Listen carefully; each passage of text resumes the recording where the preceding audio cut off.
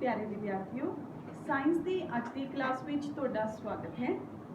मैं Sunny Gupta, had mistress सरकारी high school ड्रोली, जिला पटियाला, पंजाब तो।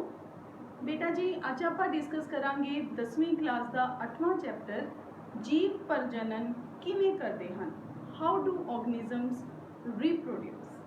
बेटा जी, तुसी लास्ट लैक्चर विच प्रजनन ते उसदियां बारे उदियां कुछ किस्मां बारे डिस्कस किया है। अज आप मेन टॉपिक करांगे पौदियां विच प्रजनन। तो उसनूं शुरू करन तो पहला आप सब तो पहला ये समझते हाँ कि प्रजनन की है। हुण देखो कि तुसी किस तो जन्म लिया, तुहाडे पेरेंट्स तो। तुहाडे पेरेंट्स मतलब तुहाडे फादर अते मदर, पिता अते माता ने मिलके तुहानूं बनाया। तुहाडे पेरेंट्स ने किस तो जन्म लिया, अगों उन्हां दे पेरेंट्स तो। तां इह की हो रहा है, दैट इज कॉल्ड रिप्रोडक्शन, प्रजनन, जिथे दो जीव मिलके एक नवा जीव पैदा कर रहे हैं। इसनूं ही असीं प्रजनन आखदे हां। अगर असीं इसकी परिभाषा देखिए तो पौधियां अते जंतुओं का अपने वर्गे जीवां नूं, हुण इत्थे मेन पॉइंट ये नोट करने वाला है, अपने वर्गे जीवां नूं। अपने वर्गे जीवां नूं दा की मतलब होया, जानवर जानवर नूं पैदा करते हैं, मनुख मनुख नूं पैदा करता है, हाथी का बच्चा हाथी होएगा, बिल्ली का बच्चा बिल्ली होएगा, मनुख का बच्चा मनुख होएगा। ये तो नहीं हो सकता कि हाथी का बच्चा मनुख होवे। तो इस तो की भाव है कि अपने वर्गे होर जीवां नूं पैदा करने की प्रक्रिया नूं असीं की आखदे हां, प्रजनन। बेटा जी, आपां छोटी क्लासिस तो ही पढ़ते आते हाँ कि सजीव और निर्जीव और इन्हां च की फर्क है, राइट। सजीव तो सजीव असीं कहते हाँ कि पौधे अते जानवर सजीव होंदे हन, क्योंकि उन्हां दे शरीर विच कुछ ऐसियां जैविक प्रक्रियावां चलदियां हन जो निर्जीवां विच नहीं हुंदियां। तां तुसीं जैविक प्रक्रियावां बारे सुनिया है, कुछ याद आन लग्या? जैविक प्रक्रियावां वो प्रक्रियावां हुंदियां हन जो सजीवां दे शरीर अंदर चलदियां हन, जिन्हां तो बिना जो सजीव है वो जिंदा नहीं रह सकता। फॉर एग्जाम्पल, पाचन प्रणाली, अगर शरीर विच भोजन का पाचन नहीं होएगा तो तुसीं जिंदा नहीं रह सकते। साह क्रिया, साडे शरीर विच अगर साह क्रिया सही तरह नहीं चलेगी तो सानू ऊर्जा नहीं मिलेगी, असीं जिंदा नहीं रह सकते। लहू गेट प्रणाली, साडा दिल सही तरह काम नहीं करेगा तो भी असीं जिंदा नहीं रह सकते। मल त्याग प्रणाली, एक्सक्रीटरी सिस्टम, साडे शरीर विचों जिहड़े व्यर्थ पदार्थ ने अगर असीं उन्हां दा निकास नहीं करांगे तो जहर पैदा हो जाएगा, असीं मर जावांगे। प्रजनन भी बेटा एक ऐसी ही प्रक्रिया है जो सिर्फ सजीवां अंदर चलती है।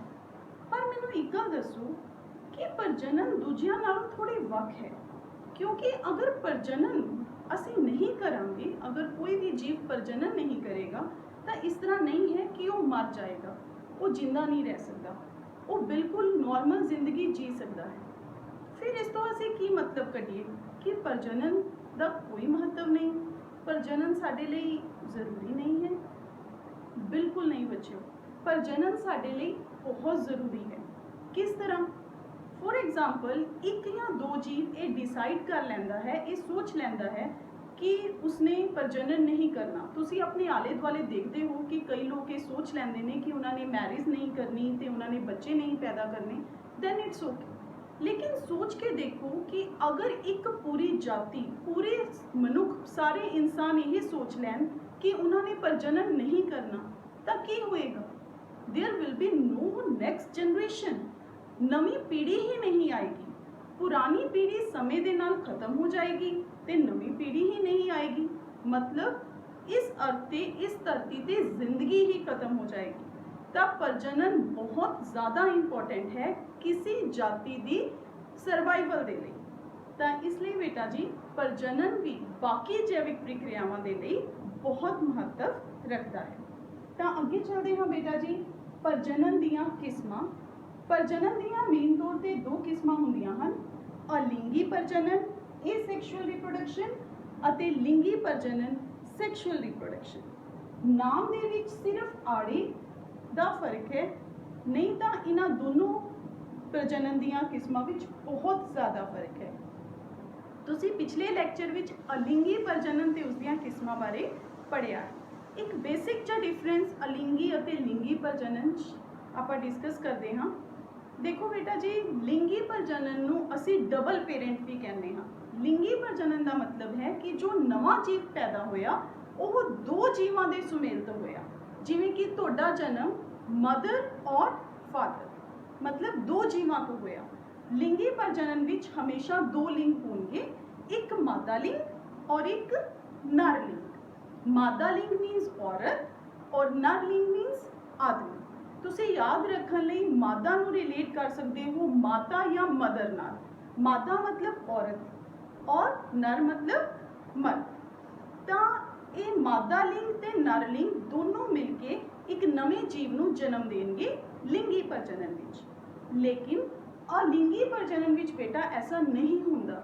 ਸਾਡੇ ਕੋਲ ਕਈ ਐਸੇ ਸਿੰਪਲ ਔਰ ਛੋਟੇ ਜੀਵ ਹੁੰਦੇ ਹਨ ਜਿਨ੍ਹਾਂ ਵਿੱਚ ਕੇਵਲ ਇੱਕ ਹੀ ਜੀਵ ਨਵੇਂ ਜੀਵ ਨੂੰ ਜਨਮ ਦੇ ਦਿੰਦਾ ਹੈ। ਇਸ ਨੂੰ ਅਸੀਂ ਸਿੰਗਲ ਪੇਰੈਂਟ ਵੀ ਕਹਿੰਦੇ ਹਾਂ। ਜਿਵੇਂ ਕਿ ਤੁਸੀਂ ਪੜ੍ਹਿਆ ਕਿ ਅਮੀਬਾ ਵਿੱਚ ਦੋ ਖੰਡਨ ਅਲਿੰਗੀ ਪ੍ਰਜਨਨ ਦੀ ਵਿਧੀ ਹੈ। ਇੱਕ ਅਮੀਬਾ ਤੋਂ ਦੋ ਅਮੀਬਾ ਬਣ ਜਾਂਦੇ ਹਨ ਔਰ ਉਹ ਦੋਨੋਂ ਅਮੀਬਾ ਹੂਬਹੂ ਆਪਣੇ ਪੇਰੈਂਟ ਅਮੀਬਾ ਦੀ ਤਰ੍ਹਾਂ ਹੋਣਗੇ। ਤਾਂ ਅੱਜ ਬੇਟਾ ਆਪਣਾ ਟੌਪਿਕ ਹੈ ਲਿੰਗੀ ਪ੍ਰਜਨਨ। ਔਰ ਲਿੰਗੀ ਪ੍ਰਜਨਨ ਕਿਸ ਵਿੱਚ? ਪੌਦਿਆਂ ਵਿੱਚ। ਤਾਂ ਬੇਟਾ ਜੀ, ਪੌਦਿਆਂ ਦੇ ਨਵੇਂ ਪੌਦੇ ਪੈਦਾ ਕਰਦੇ ਹਨ, ਹੈ ਨਾ। ਸੋਚ ਕੇ ਬੜਾ ਅਜੀਬ ਲੱਗਦਾ ਹੈ ਕਿ ਪੌਦੇ ਵੀ ਨਵੇਂ ਪੌਦੇ ਪੈਦਾ ਕਰਦੇ ਹਨ, ਉਹਨਾਂ ਦੇ ਵੀ ਬੱਚੇ ਹੁੰਦੇ ਹਨ ਬੇਟਾ। ਅੱਜ ਦੇ ਲੈਕਚਰ ਤੋਂ ਬਾਅਦ ਤੁਸੀਂ ਜਾਣੋਗੇ ਕਿ ਕਿਸ ਤਰ੍ਹਾਂ ਇੱਕ ਨਵਾਂ ਪੌਦਾ ਬਣਦਾ ਹੈ ਲਿੰਗੀ ਪ੍ਰਜਨਨ ਦੇ ਦੁਆਰਾ। ਤਾਂ ਬੇਟਾ ਜਿਵੇਂ ਆਪਾਂ ਕੀਤਾ, ਅੱਛਾ ਮੈਨੂੰ ਇੱਕ ਚੀਜ਼ ਦੱਸੋ ਕਿ ਪੌਦਿਆਂ ਦਾ ਸਭ ਤੋਂ ਆਕਰਸ਼ਕ ਹਿੱਸਾ ਕਿਹੜਾ ਹੁੰਦਾ ਹੈ? ਜਦੋਂ ਵੀ ਅਸੀਂ ਕਿਸੇ ਪੌਦੇ ਨੂੰ ਦੇਖਦੇ ਹਾਂ ਤਾਂ ਪੌਦੇ ਦੇ ਬਹੁਤ ਹਿੱਸੇ ਹੁੰਦੇ ਹਨ, ਜੜ, ਤਨਾ, ਪੱਤੇ। ਤਾਂ ਸਭ ਤੋਂ ਆਕਰਸ਼ਕ ਹਿੱਸਾ ਕਿਹੜਾ ਹੁੰਦਾ ਹੈ ਪੌਦੇ ਦਾ? ਬਿਲਕੁਲ, ਤੁਸੀਂ ਬਿਲਕੁਲ ਸਹੀ ਸੋਚ ਰਹੇ ਹੋ। ਪੌਦੇ ਦਾ ਸਭ ਤੋਂ ਆਕਰਸ਼ਕ ਹਿੱਸਾ ਹੁੰਦਾ ਹੈ ਫੁੱਲ, ਫਲਾਵਰ। ਫੁੱਲ ਜਿਹੜੇ ਕਿ ਸਾਨੂੰ ਆਪਣੀ ਤਰਫ ਆਕਰਸ਼ਿਤ ਕਰਦੇ ਹਨ। ਔਰ ਬੇਟਾ ਜੀ, ਫੁੱਲ ਹੀ ਕਿਸੇ ਪੌਦੇ ਦਾ ਜਨਨ ਅੰਗ ਵੀ ਹੁੰਦਾ ਹੈ। ਮਤਲਬ ਕਿਸੇ ਪੌਦੇ ਦਾ ਜਨਨ ਅੰਗ ਕੌਣ ਹੁੰਦਾ ਹੈ? ਫੁੱਲ। ਔਰ ਜਿਵੇਂ ਕਿ ਮੈਂ ਤੁਹਾਨੂੰ ਦੱਸਿਆ ਕਿ ਲਿੰਗੀ ਪ੍ਰਜਨਨ ਵਿੱਚ ਦੋ ਲਿੰਗ ਹੋਣਗੇ, ਇੱਕ ਨਰ ਲਿੰਗ ਤੇ ਇੱਕ ਮਾਦਾ ਲਿੰਗ। ਇਸੇ ਤਰ੍ਹਾਂ ਫੁੱਲ ਦੇ ਵੀ ਦੋ ਜਨਨ ਅੰਗ ਹੁੰਦੇ ਹਨ। ਨਰ ਜਨਨ ਅੰਗ ਜਿਸ ਨੂੰ ਅਸੀਂ ਬੋਲਦੇ ਹਾਂ ਮੇਲ ਰਿਪਰੋਡਕਟਿਵ ਆਰਗਨ, ਔਰ ਮਾਦਾ ਜਨਨ ਅੰਗ ਜਿਸ ਨੂੰ ਅਸੀਂ ਬੋਲਦੇ ਹਾਂ ਫੀਮੇਲ ਰਿਪਰੋਡਕਟਿਵ ਆਰਗਨ। ਤਾਂ ਤੁਸੀਂ ਦੇਖ ਰਹੇ ਹੋ ਬੇਟਾ, ਇਸ ਫੁੱਲ ਦੇ ਵਿੱਚ ਸਾਨੂੰ ਉੱਪਰ ਨਜ਼ਰ ਆ ਰਿਹਾ ਹੈ ਪੁੰਕੇਸਰ, ਜਿਸ ਨੂੰ ਕਿ ਅਸੀਂ ਸਟੈਮਨ ਵੀ ਆਖਦੇ ਹਾਂ। ਪੁੰਕੇਸਰ ਜਾਂ ਸਟੈਮਨ ਨਰ ਜਨਨ ਅੰਗ ਹੈ। ਔਰ ਇੱਥੇ ਤੁਸੀਂ ਦੇਖ ਰਹੇ ਹੋ ਇਸਤਰੀ ਕੇਸਰ, ਜਿਸ ਨੂੰ ਕਿ ਕਾਰਪਲ ਕਿਹਾ ਜਾਂਦਾ ਹੈ। ਔਰ ਇਹ ਕਿਹੜਾ ਅੰਗ ਹੈ ਬੇਟਾ ਜੀ? ਮਾਦਾ ਜਨਨ ਅੰਗ। ਤਾਂ ਫੁੱਲ ਦੇ ਇਹ ਦੋ ਜਨਨ ਅੰਗ ਹਨ, ਪੁੰਕੇਸਰ ਔਰ ਇਸਤਰੀ ਕੇਸਰ। ਤਾਂ ਜਾਣੋ ਇਹਨਾਂ ਦੀ ਸਟਰਕਚਰ ਬਾਰੇ ਅਸੀਂ ਦੇਖਦੇ ਹਾਂ। ਸਭ ਤੋਂ ਪਹਿਲਾਂ ਆਪਾਂ ਦੇਖੀਏ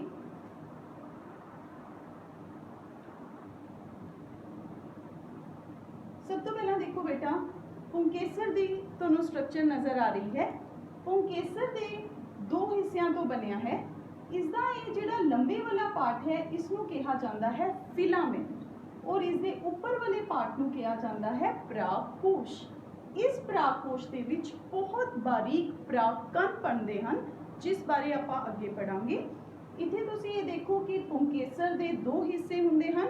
ਲੰਬੇ ਵਾਲੇ ਹਿੱਸੇ ਨੂੰ ਫਿਲਾਮੈਂਟ ਕਿਹਾ ਜਾਂਦਾ ਹੈ ਔਰ ਉੱਪਰ ਵਾਲੇ ਹਿੱਸੇ ਨੂੰ ਪਰਾਗਕੋਸ਼ ਕਿਹਾ ਜਾਂਦਾ ਹੈ। ਇਸ ਤੋਂ ਬਾਅਦ ਦੇਖੋ ਬੇਟਾ, ਨੈਕਸਟ ਇਹ ਤੁਸੀਂ ਦੇਖ ਰਹੇ ਹੋ ਇਸਤਰੀ ਕੇਸਰ ਔਰ ਕਾਰਪਲ। ਇਸਤਰੀ ਕੇਸਰ ਦੇ ਮੇਨ ਤਿੰਨ ਪਾਰਟਸ ਹੁੰਦੇ ਹਨ। ਸਭ ਤੋਂ ਉੱਪਰ ਵਾਲਾ ਪਾਰਟ ਜਿਸ ਨੂੰ ਅਸੀਂ ਬੋਲਦੇ ਹਾਂ ਸਟਿਗਮਾ, ਫਿਰ ਇਹ ਛੋਟਾ ਜਿਹਾ ਲੰਬਾ ਪਾਰਟ ਜਿਸ ਨੂੰ ਅਸੀਂ ਬੋਲਦੇ ਹਾਂ ਸਟਾਈਲ, ਔਰ ਸਭ ਤੋਂ ਨੀਚੇ ਆਂਦਾ ਹੈ ਬੇਟਾ ਮੇਨ ਪਾਰਟ ਜਿਸ ਨੂੰ ਅਸੀਂ ਬੋਲਦੇ ਹਾਂ ਅੰਡਕੋਸ਼ ਜਾਂ ਓਵਰੀ। ਇਸ ਅੰਡਕੋਸ਼ ਜਾਂ ਓਵਰੀ ਦੇ ਵਿੱਚ ਅੰਡਾਂ ਨੂੰ ਛੋਟੇ ਛੋਟੇ ਓਵਿਊਲਸ ਔਰ ਅੰਡਾਂ ਨੂੰ ਬਣਦੇ ਹਨ। ਤਾਂ ਇਹ ਹੈ ਬੇਟਾ ਜੀ ਆਪਣੇ ਕੋਲ ਮਾਦਾ ਜਨਨ ਅੰਗ ਇਸਤਰੀ ਕੇਸਰ, ਰਾਈਟ। ਹੁਣ ਬੇਟਾ ਜੀ ਫੁੱਲਾਂ ਦੀ ਅਗਰ ਆਪਾਂ ਗੱਲ ਕਰੀਏ ਤਾਂ ਫੁੱਲ ਵੀ ਦੋ ਕਿਸਮ ਦੇ ਹੁੰਦੇ ਹਨ। ਇੱਕ ਲਿੰਗੀ ਫੁੱਲ ਯੂਨੀਸੈਕਸ਼ੂਅਲ ਫਲਾਵਰ और दो लिंगी फुल बाइसैक्सुअल फ्लावर। ਇਹ ਫੁੱਲਾਂ ਦੀਆਂ ਕਿਸਮ ਵੀ ਉਹਨਾਂ ਦੇ ਜਨਨ ਅੰਗ ਦੇ ਆਧਾਰ ਤੇ ਹਨ। ਤਾਂ ਅਗਰ ਆਪਾਂ ਦੇਖੀਏ ਸਭ ਤੋਂ ਪਹਿਲਾਂ ਇੱਕ ਲਿੰਗੀ ਫੁੱਲ। ਇੱਕ ਲਿੰਗੀ ਫੁੱਲ ਅਸੀਂ ਕਿਸ ਨੂੰ ਕਹਾਂਗੇ? ਇੱਕ ਫੁੱਲ ਦੇ ਵਿੱਚ ਅਗਰ ਨਰ ਜਾਂ ਮਾਦਾ ਲਿੰਗ ਦੋਨਾਂ ਵਿੱਚੋਂ ਕੋਈ ਇੱਕ ਲਿੰਗ ਮੌਜੂਦ ਹੈ, ਜਾਂ ਉਸ ਵਿੱਚ ਪੁੰਕੇਸਰ ਮੌਜੂਦ ਹੈ ਜਾਂ ਉਸ ਵਿੱਚ ਇਸਤਰੀ ਕੇਸਰ ਮੌਜੂਦ ਹੈ, ਤਾਂ ਉਸ ਨੂੰ ਅਸੀਂ ਕੀ ਕਹਾਂਗੇ? ਇੱਕ ਲਿੰਗੀ ਫੁੱਲ। ਜਿਵੇਂ ਕਿ ਤੁਸੀਂ ਦੇਖ ਸਕਦੇ ਹੋ कि चित्र विच इस फुल विच इस्त्री केसर मौजूद है और इस फुल विच केवल पुंकेसर मौजूद है। तो यह केड़ा फुल होया बेटा? एक लिंगी फुल, यूनिसैक्सुअल फ्लावर। जिवें कि देखो इत्थे कोन प्लांट नज़र आ रहा है, यह कोन प्लांट का मेल पार्ट है और यह उसका फीमेल पार्ट है, मतलब यह नर है और ये की है बेटा जी? मादा। दोनों की ने अलग अलग है। इस तो बाद देखिए बेटा आप दो लिंगी फुल बाइसैक्सुअल फ्लावर। हुण दो लिंगी फुल विच की है? एक ही फुल विच दोनों लिंग मौजूद हैं, नर लिंग और मादा लिंग। हुण तुसीं देखो कि इस फुल विच इस सेंटर दे विच तुहानूं इस्त्री केसर नज़र आ रहा है और इसके आले दुआले तुहानूं की नज़र आ रहे ने? पुंकेसर। तां इक्को ही फुल विच मादा लिंग भी है और नर लिंग भी है। तो इसनों असी केड़ा फुल कवांगे बेटा? दो लिंगी फुल और बाइसैक्सुअल फ्लावर। ये देखो बेटा, ये दो लिंगी फुल का चित्र है। तुहानूं बोर्ड एग्जाम्स विच 5 मार्क्स का लॉन्ग क्वेश्चन आता है कि फुल का चित्र बनाओ जिहदे विच उसदे जिहड़े जनन अंग ने वो क्लीयर दिखते हो। तो ये देखो, इस दो लिंगी फुल तुहानूं नज़र आ रहा है। इस दे सेंटर विच बेटा जी देखो, ऊपर वाला part stigma, then style, then अंडकोश और तीनों मिलके की बना रहे हैं? इस्त्री केसर। और इसके अराउंड देखो बेटा जी पुंकेसर है, इसका ऊपर वाला पार्ट परागकोश है, देन फिलामेंट है और ये दोनों मिलके की बना रहे हैं? पुंकेसर। तो ये दो लिंगी फुल है जिस विच आपां नूं पुंकेसर और इस्त्री केसर दोनों की नज़र आ रहे हैं? इकट्ठे नज़र आ रहे हैं। तो ये हुंदा है दो लिंगी फुल, राइट। अगे चलते हैं आपां गैमीट्स से, युग्मकों से। हुण देखो आपां की कीता कि अपने कोल दो जनन अंग हो गए, एक नर जनन अंग पुंकेसर और मादा जनन अंग इस्त्री केसर। हुण इन्हां जनन अंगां दा फंक्शन की है, इन्हां दा काम की है? इन्हां अंगां ने की पैदा करने हैं बेटा जी? युग्मक, गैमीट्स। नर जनन अंग नर युग्मक पैदा करेगा, मादा जनन अंग मादा युग्मक पैदा करेगा। इंग्लिश विच असीं इन्हां युग्मकां नूं बोलदे हां गैमीट्स, मेल गैमीट और फीमेल गैमीट। तो तुसीं देख सकते हो इत्थे अपने कोल पुंकेसर है, तो जो पुंकेसर है वो नर युग्मक पैदा करेगा जिसका नाम है बेटा परागकण। जिवें कि मैं तुहानूं दस्सिया कि परागकोश दे विच छोटे छोटे कण बनते हैं जिन्हां नूं असीं परागकण या पोलन ग्रेन्स आखदे हां और ये की हन? नर युग्मक। इसी तरह बेटा जी जो मादा युग्मक है उसनों कौन बनाएगा? मादा जनन अंग, इस्त्री केसर। तो इस्त्री केसर दे अंडकोश दे विच की बनते हैं? छोटे छोटे अंडाणु जिन्हां नूं असीं एग सैल्स बोलते हैं। तो ये जिहड़े अंडाणु ने ये किस विच बनते हैं बेटा? अंडकोश विच। और परागकण किस विच बनते हैं? परागकोश विच। हुण ये दोनों युग्मक आपस विच मिलते हैं तो उस प्रक्रिया नूं असीं बोलते हैं निषेचन, फर्टिलाइजेशन। Very very important. लिंगी प्रजनन दे विच निषेचन मतलब फर्टिलाइजेशन हुंदा है। हुण इस तो की भाव है कि नर युग्मक ते मादा युग्मक आपस विच मिलके की बनाते हैं? युग्मज, जिसनों असीं इंग्लिश विच की बोलते हैं बेटा? Zygote, right. तो पुंकेसर तो की आया? परागकण। और स्त्री केसर तो अंडाणु और दोनों मिलके की बन गए बेटा जी? युग्मज मतलब जाइगोट, राइट। हुण साडे दिमाग विच एक क्वेश्चन आंदा है कि अंडाणु ते परागकण आपस च मिलणगे किवें? मतलब परागकण अंडाणु तक पहुंचदा किवें है। ਤਾਂ बेटा जी मैं तुहानूं दस देवां कि जिहड़ा अंडाणु है वो अपनी जगह ते ही रहिंदा है, ਉਹ अंडकोश ਦੇ ਵਿੱਚ ਹੀ ਰਹਿੰਦਾ ਹੈ, ਉਹ ਉੱਥੋਂ मूव नहीं करता। मूव कौन करते हैं? परागकण। और परागकणां दा पराग कोश तो इस्त्री केसर तक पहुंचण की प्रक्रिया नूं असीं आखदे हां परागण। पोलीनेशन। परागण का की मतलब है बेटा कि परागकण पराग कोश तो कित्थे पहुंचणगे? अंडाणु तक। और अंडाणु कित्थे है? अंडकोश दे विच है। ਤਾਂ ਪਰਾਗਕਣਾਂ ਦਾ ਇਸਤਰੀ ਕੇਸਰ ਤੱਕ ਪਹੁੰਚਣ ਦੀ ਪ੍ਰਕਿਰਿਆ ਨੂੰ ਅਸੀਂ ਕੀ ਬੋਲਦੇ ਹਾਂ? ਪਰਾਗਣ। ਹੁਣ ਇਹ ਪਹੁੰਚਣਗੇ ਕਿਵੇਂ?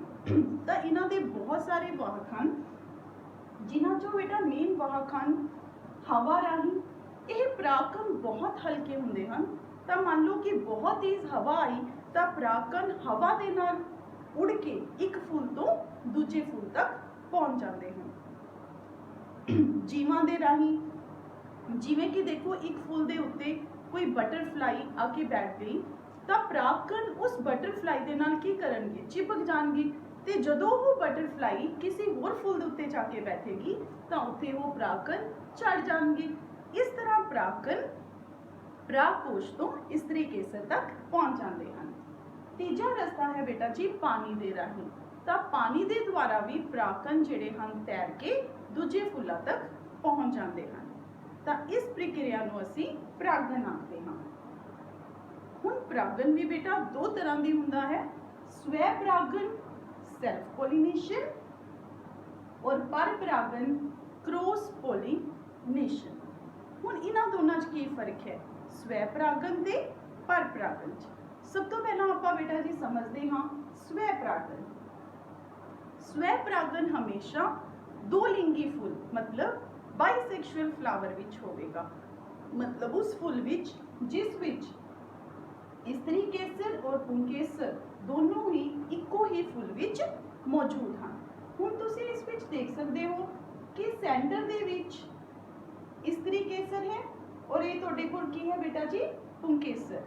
तां एक ही फुल विच परागकोश तो परागकण उड़ के उसी फुल दे स्टिग्मा उत्ते डिग जांदा है। ਤਾਂ ਇਸ ਨੂੰ ਅਸੀਂ ਕੀ ਬੋਲਦੇ ਹਾਂ? ਸਵੈ ਪਰਾਗਣ। ਜਦੋਂ ਇੱਕੋ ਹੀ ਫੁੱਲ ਦੇ ਪਰਾਗਕਣ ਉਸੇ ਹੀ ਫੁੱਲ ਦੇ ਸਟਿਗਮਾ ਉੱਤੇ ਗਿਰ ਜਾਣ ਤਾਂ ਉਸ ਨੂੰ ਅਸੀਂ ਕੀ ਬੋਲਾਂਗੇ? ਸਵੈ ਪਰਾਗਣ। ਅੱਗੇ ਦੇਖੋ ਬੇਟਾ ਜੀ ਪਰ ਪਰਾਗਣ। ਪਰ ਪਰਾਗਣ ਦਾ ਮਤਲਬ ਕੀ ਹੈ ਕਿ ਇੱਕ ਫੁੱਲ ਦੇ ਪਰਾਗਕਣ ਕਿਸੇ ਦੂਜੇ ਫੁੱਲ ਦੇ ਸਟਿਗਮਾ ਉੱਤੇ ਚਲੇ ਜਾਣ ਤਾਂ ਉਸ ਨੂੰ ਅਸੀਂ ਕੀ ਕਰਾਂਗੇ? ਪਰ ਪਰਾਗਣ। ਹੁਣ ਇਹ ਜਿਹੜਾ ਦੂਸਰਾ ਫੁੱਲ ਹੈ ਉਹ ਉਸੇ ਪੌਦੇ ਦਾ ਵੀ ਹੋ ਸਕਦਾ ਹੈ या किसी होर पौधे का भी हो सकता है, लेकिन किसी होर पौधे का भी किस्म की होएगी इक्को जैसी। कहने का मतलब कि अगर यह फुल गुलाब का है तो दूजा फुल भी किसका होना चाहिए है? गुलाब का। अगर एक पौधा गुलाब का है तो दूजा पौधा भी किसका होना चाहिए है? गुलाब का। तो इस तरह अगर परागकण एक फुल तो किसी दूजे फुल के स्टिग्मा ते जाता है तो उसनों असीं की आखदे हां? पर परागण। देखो एक तो तुहानूं ज़्यादा क्लीयर होएगा। इत्थे देखो ये जिहड़ा पार्ट दिखाया है वो स्वै परागण है, जिथे इक्को ही फुल दे विच जिहड़े परागकण ने ओह स्टिग्मा उत्ते जा रहे हैं उसी फुल दे। बी और सी जिहड़ा इस पार्ट है वो बेटा क्रॉस पॉलिनेशन पर परागण है। इस च देखो जिहड़े परागकण ने इक्को ही पौधे दे दूजे फुल ते जा रहे हैं, लेकिन इस च की हो रहा है कि एक फुल तो किसी होर पौधे दे फुल ते जा रहे हैं, पर दोनों की किस्म की है? एक समान। तो इत्थे बी और सी किहदे बारे दस रहे हैं? क्रॉस पॉलिनेशन बारे। और ये किहनूं दस रहा है बेटा? सेल्फ पॉलिनेशन मीन्स स्वै परागण। तो इस परागण की प्रक्रिया दे नाल जिहड़ा साडे परागकण ने ओह पुंकेसर तो कित्थे पहुंच जाते हैं? इस्त्री केसर। तो बेटा देखो जी हुण ਜਦੋਂ ਪਰਾਗਕਣ ਸਟਿਗਮਾ ਦੇ ਉੱਤੇ ਪਹੁੰਚ ਜਾਂਦੇ ਹਨ ਤਾਂ ਉਸ ਤੋਂ ਬਾਅਦ ਕੀ ਹੁੰਦਾ ਹੈ? ਪਰਾਗਕਣ ਜਦੋਂ ਸਟਿਗਮਾ ਦੇ ਉੱਪਰ ਪਹੁੰਚਦੇ ਹਨ ਤਾਂ ਸਟਿਗਮਾ ਤੋਂ ਇੱਕ ਪੋਲਨ ਟਿਊਬ, ਜਿਸ ਨੂੰ ਕਿ ਅਸੀਂ ਪਰਾਗ ਨਲੀ ਵੀ ਆਖਦੇ ਹਾਂ, ਇੱਕ ਪਰਾਗ ਨਲੀ ਬਣਦੀ ਹੈ ਤੇ ਉਸ ਪਰਾਗ ਨਲੀ ਦੇ ਰਸਤੇ ਤੋਂ ਜਿਹੜਾ ਪ੍ਰਾਪਕਣ ਹੈ ਉਹ ਅੰਦਰ ਅੰਡਕੋਸ਼ ਵਿੱਚ ਅੰਡਾਣੂ ਤੱਕ ਪਹੁੰਚ ਜਾਂਦਾ ਹੈ। ਤਾਂ ਤੁਸੀਂ ਚਿੱਤਰ ਵਿੱਚ ਦੇਖ ਸਕਦੇ ਹੋ ਕਿ ਜਿਵੇਂ ਹੀ ਪ੍ਰਾਪਕਣ ਸਟਿਗਮਾ ਦੇ ਉੱਤੇ ਆਏਗਾ, ਇੱਕ ਪ੍ਰਾਗ ਨਲੀ ਬਣੇਗੀ ਇੱਕ ਟਿਊਬ ਦੀ ਤਰ੍ਹਾਂ, ਤੇ ਉਹਦੇ ਰਸਤੇ ਤੋਂ ਹੁੰਦਾ ਹੋਇਆ ਜਿਹੜਾ ਪ੍ਰਾਪਕਣ ਹੈ ਉਹ ਅੰਡਕੋਸ਼ ਵਿੱਚ ਅੰਡਾਣੂ ਦੇ ਕੋਲ ਪਹੁੰਚ ਜਾਏਗਾ। ਇਹ ਦੇਖੋ ਬੇਟਾ, ਇਸ ਪਿਕਚਰ ਵਿੱਚ ਦੇਖੋ ਸਟਿਗਮਾ ਦੇ ਉੱਤੇ ਪ੍ਰਾਪਕਣ, ਇਹ ਤੁਹਾਡੇ ਕੋਲ ਪ੍ਰਾਗ ਨਲੀ ਹੈ। ਪ੍ਰਾਗ ਨਲੀ ਤੋਂ ਹੁੰਦਾ ਹੋਇਆ ਜਿਹੜਾ ਪ੍ਰਾਪਕਣ ਹੈ ਉਹ ਇੱਥੇ ਅੰਡਾਣੂ ਤੱਕ ਪਹੁੰਚ ਜਾਂਦਾ ਹੈ, ਔਰ ਅੰਡਾਣੂ ਤੇ ਪ੍ਰਾਪਕਣ आपस ਵਿੱਚ ਸੁਮੇਲ ਹੋ ਕੇ ਯੁਗਮਜ਼ ਮਤਲਬ ਜ਼ਾਈਗੋਟ ਬਣਦਾ ਹੈ, ਜਿਸ ਪ੍ਰਕਿਰਿਆ ਨੂੰ ਅਸੀਂ ਕੀ ਬੋਲਦੇ ਹਾਂ, ਨਿਸ਼ੇਚਨ ਔਰ ਫਰਟੀਲਾਈਜੇਸ਼ਨ। ਇਹ ਜ਼ਾਈਗੋਟ ਯੁਗਮਜ਼ ਜਿਹੜਾ ਹੈ ਬੇਟਾ ਜੀ ਉਹ ਭਰੂਣ ਵਿੱਚ ਬਦਲਦਾ ਹੈ, ਐਂਬਰੀਓ ਬਣਦਾ ਹੈ, ਉਸ ਵਿੱਚ ਬਹੁਤ ਸਾਰੀਆਂ ਵਿਭਾਜਨ ਕਿਰਿਆਵਾਂ ਹੁੰਦੀਆਂ ਹਨ, ਡਿਫਰੈਂਸੀਏਸ਼ਨ ਹੁੰਦੀ ਹੈ, ਜਿਸ ਨਾਲ ਕਿ ਉਹ ਭਰੂਣ ਬਣਦਾ ਹੈ, ਔਰ ਉਹ ਜੋ ਭਰੂਣ ਹੈ ਉੱਥੋਂ ਹੀ ਨਵੇਂ ਪੌਦੇ ਨੇ ਜਨਮ ਲੈਣਾ ਹੈ। ਹੁਣ ਦੇਖੋ ਬੇਟਾ ਜੀ, ਜਿਹੜੇ ਫਲਾਵਰਿੰਗ ਪਲਾਂਟਸ ਨੇ, ਫੁੱਲਦਾਰ ਪੌਦੇ ਨੇ, ਉਹਨਾਂ ਦਾ ਵਿੱਚ ਇੱਕ ਹੋਰ ਬਹੁਤ ਇੰਪੋਰਟੈਂਟ ਕਰੈਕਟਰਿਸਟਿਕ ਹੈ ਜਿਹੜਾ ਕਿ ਤੁਸੀਂ ਹਾਇਰ ਕਲਾਸਿਸ 'ਚ ਪੜ੍ਹੋਗੇ, ਬਟ ਇੱਥੇ ਤੁਹਾਨੂੰ ਨਾਮ ਜ਼ਰੂਰ ਪਤਾ ਹੋਣਾ ਚਾਹੀਦਾ ਹੈ। That characteristic is known as double fertilisation, ਦੂਹਰਾ ਨਿਸ਼ੇਚਨ। ਦੂਹਰਾ ਨਿਸ਼ੇਚਨ ਤੋਂ ਕੀ ਭਾਵ ਹੈ?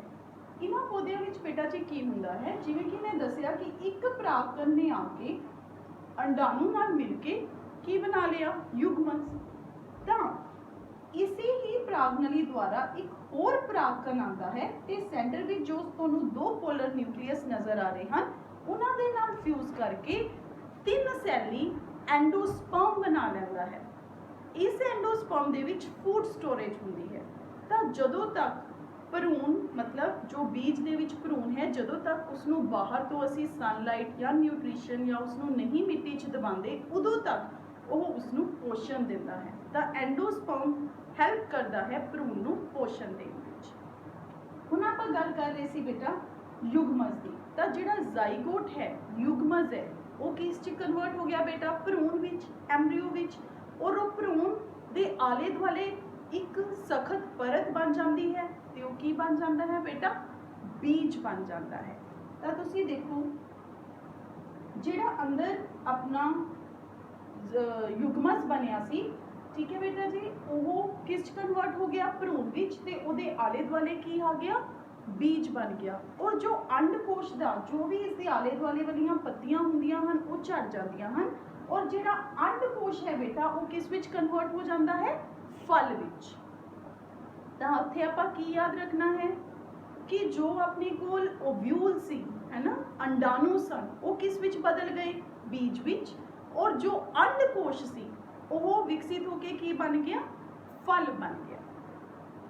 ਨੈਕਸਟ ਦੇਖੋ ਬੇਟਾ ਜੀ, ਬੀਜ ਦਾ ਪੁੰਗਰਨਾ, ਜਿਸ ਨੂੰ ਅਸੀਂ ਬੋਲਦੇ ਹਾਂ ਸੀਡ ਜਰਮੀਨੇਸ਼ਨ।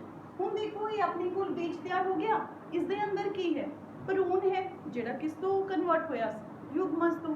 ਤਾਂ ਜਦੋਂ ਅਸੀਂ ਇਸ ਬੀਜ ਨੂੰ ਮਿੱਟੀ 'ਚ ਦਬਾਵਾਂਗੇ, ਇਸ ਨੂੰ ਪਾਣੀ, ਨਿਊਟ੍ਰੀਸ਼ਨ ਮਿਲੇਗਾ, ਤਾਂ ਸਭ ਤੋਂ ਪਹਿਲਾ ਪਾਰਟ ਜਿਹੜਾ ਨੀਚੇ ਵੱਲ ਇਸ ਤੋਂ ਨਿਕਲਦਾ ਹੈ ਉਸ ਨੂੰ ਅਸੀਂ ਬੋਲਦੇ ਹਾਂ ਜੜ ਅੰਕੁਰ ਔਰ ਰੈਡੀਕਲ। ਇਸ ਜੜ ਅੰਕੁਰ ਔਰ ਰੈਡੀਕਲ ਤੋਂ ਕੀ ਬਣਦੀਆਂ ਹਨ ਬੇਟਾ, ਜੜ।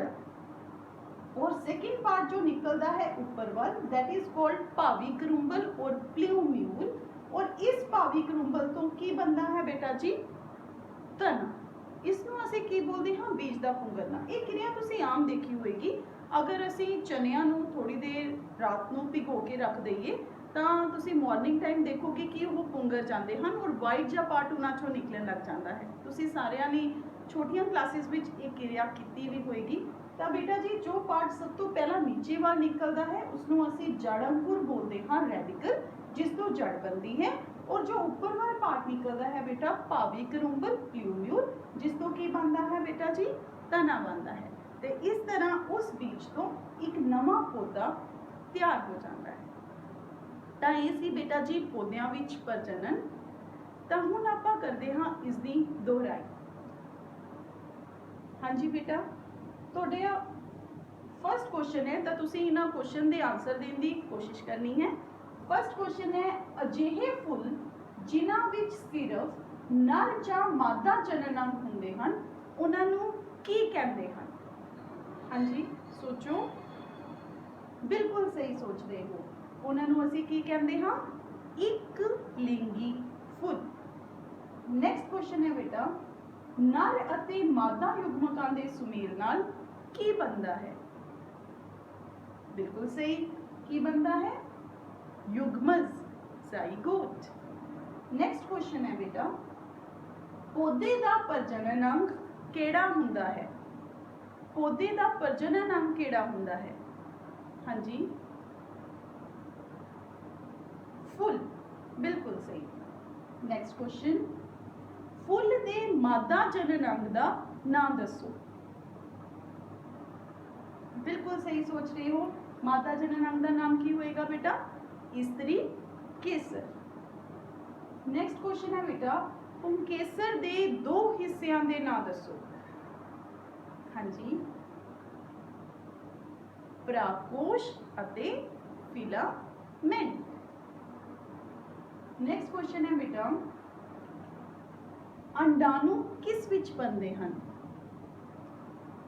बिल्कुल सही, अंडकोश विच। नेक्स्ट क्वेश्चन है बेटा, एक फुल दे परागकणां दा किसी होर फुल दी परागकण ग्राही उत्ते जाण दी प्रक्रिया की अखवाउंदी है? हाँ जी, पर परागण।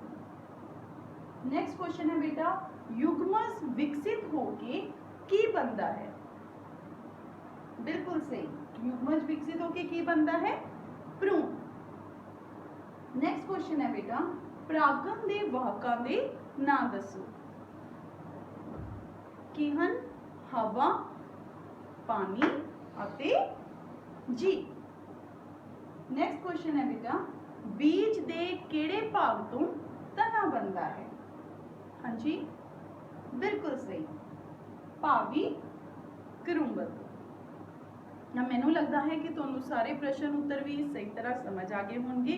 तो हुण तुहाडे लई होमवर्क है बेटा जी, इस दे विच तुहाडे कोल क्वेश्चनस ने ये 4 जो तुहाडे बोर्ड एग्जाम्स विच फ्रीकुएंटली पूछे जाते हैं। इन्हां क्वेश्चनस नूं तुसीं अपनी नोटबुक्स ते करना है और अपने टीचर्स तो चेक कराना है। फर्स्ट क्वेश्चन है बेटा, फुल दी लंबात्मक काट दा अंकित कीता चित्र बनाओ। नर अते मादा जनन अंग दा चित्र बनाओ। निषेचन अते परागण विच अंतर दसो। स्वै परागण अते पर परागण विच अंतर दसो।